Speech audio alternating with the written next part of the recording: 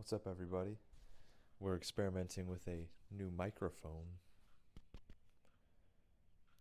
but today we're going over the fully finished Civic with the B20B and the 68mm max speeding rods turbocharger on it. But I'll be going over the entire build in this video, and we have driving clips in the end of the video, so stay tuned for that.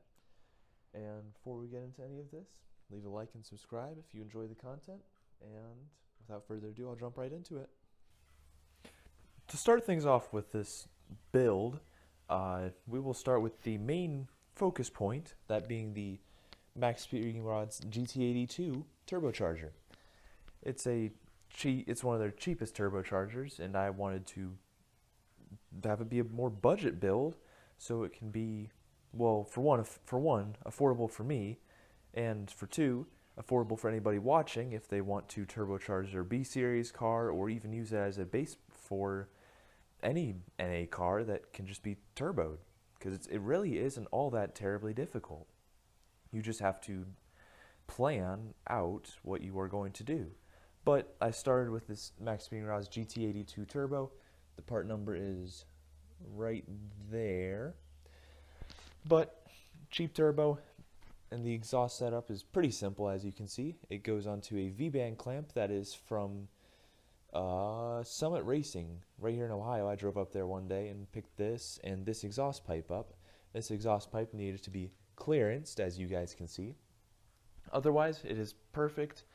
Then for oil, there's a 10-amp line that runs down and into the oil pan down there, through a tapped little 10-amp line that can run out of it.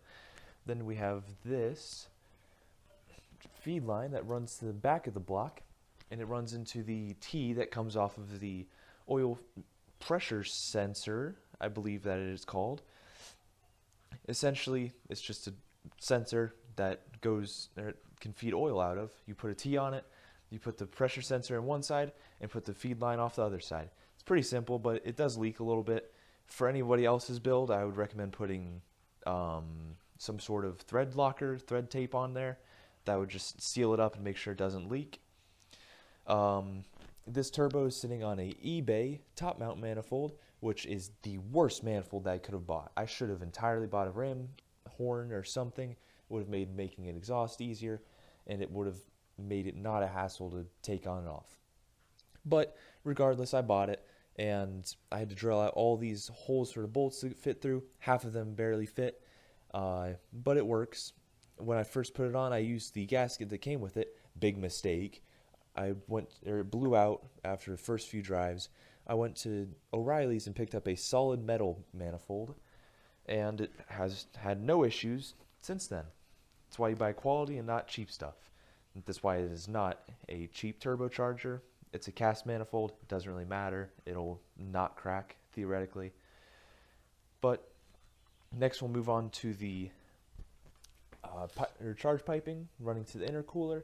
It runs out the bottom of the turbo, runs around the core support into this front mount intercooler. This intercooler is drilled up into the front crash bar, not really the core support. But it runs over here, up by the transmission, up by this radiator line. I'm 99% sure that's touching, but that's neither here nor there.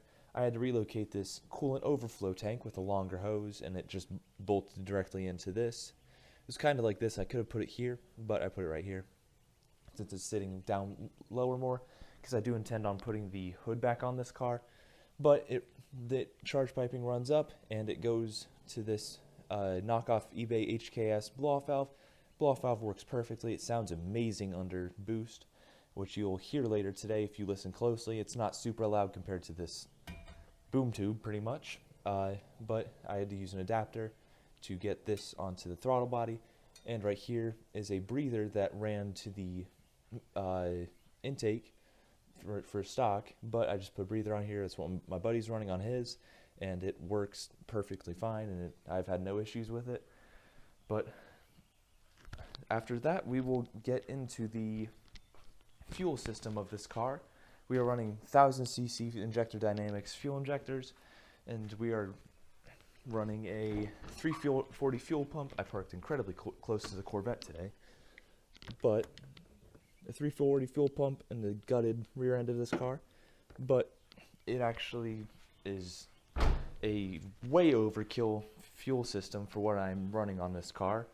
The tuner that I'm running off of the P06 ECU, running on Neptune, my tuner that tuned that for me said that the injectors are actually only at 30% like usage under full throttle, meaning that those can probably go up to about 500-600 horsepower. Will this car ever get there, especially with this motor? No, because B20s like to shred themselves once they get over about 300 or so. I really appreciate you guys for watching today's video. If you enjoyed it, please like and subscribe. I really appreciate it. I love seeing people's comments. So if anybody has any sort of questions on how I did it or anything, or even criticism, honestly. I know it's not the most perfect build. It's not beautiful. It's not a show build, but it is a blast to drive. And with that, we will get to the fun part, and we'll get into the driving section of this video. Thank you guys for watching, and enjoy.